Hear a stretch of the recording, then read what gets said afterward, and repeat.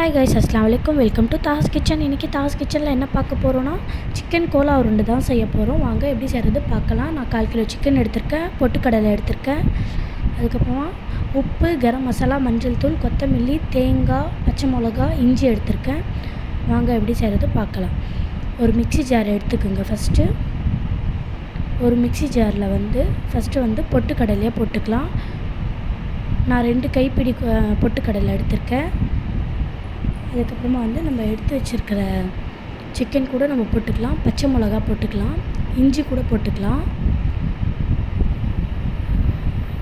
அதுக்கப்புறமா தேங்காவை போட்டுக்கலாம். அதுக்கப்புறமா கொத்தமல்லியை போட்டுக்கலாம். இப்போ போய் நம்ம உப்பு போட்டுக்கிட்டு மஞ்சள் தூள் போட்டுக்கலாம், கரம் மசாலா போட்டுக்கலாம். இப்போ போய் நம்ம அரைச்சிட்டு வந்துடலாம். இப்போ இந்த அரைச்சிட்டு வந்துட்டோம். இப்போ நம்ம உருண்டை தண்ணி போடாமல் அரைக்கணும். நம்ம உருண்டை பிடிக்கும்போது உருண்டை கரெக்டாக கன்சிஸ்டன்சிக்கு வரணும். ஸோ இப்போ உருண்டெல்லாம் பிடிச்சாச்சு. இப்போ நம்ம வேக வச்சுக்கலாம்.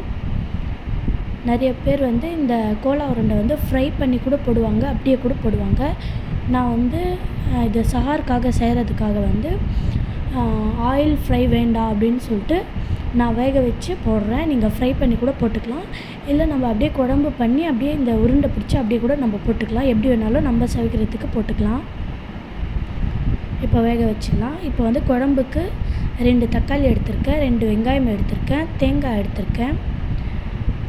அதுக்கப்புறமா மிளகாத்தூள், மஞ்சள் தூள், உப்பு, கரம் மசாலா, தனியாத்தூள் எடுத்திருக்கேன்.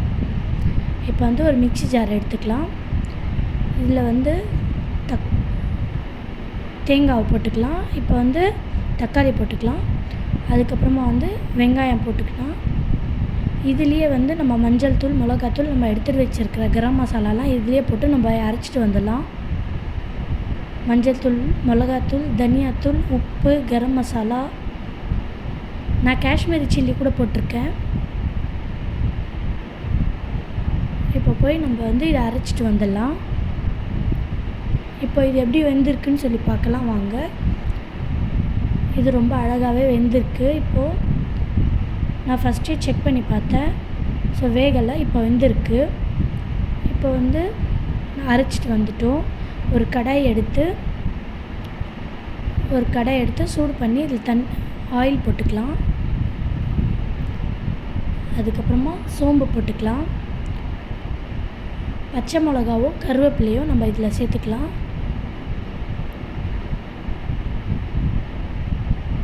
நான் காரம் ரொம்ப கம்மியாக தான் போட்டிருக்கேன். ஏன்னா சஹாருக்காக செய்கிறேன்னு சொல்லிட்டு உங்களுக்கு வேணும்னா உங்களுக்கு எவ்வளோ வேணுமோ அவ்வளோ காரம் நீங்கள் போட்டுக்கலாம்.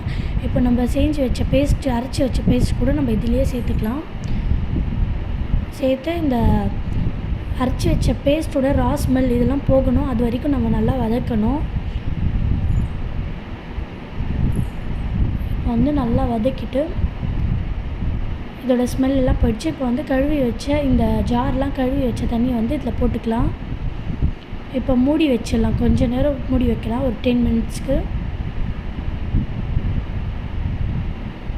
மூடி போட்டு மூடி வச்ச உடனே நல்லா கதன்னு வெந்த ஆரம்பிச்சிச்சு. இப்போ குழம்பு ரெடி ஆகிடுச்சு.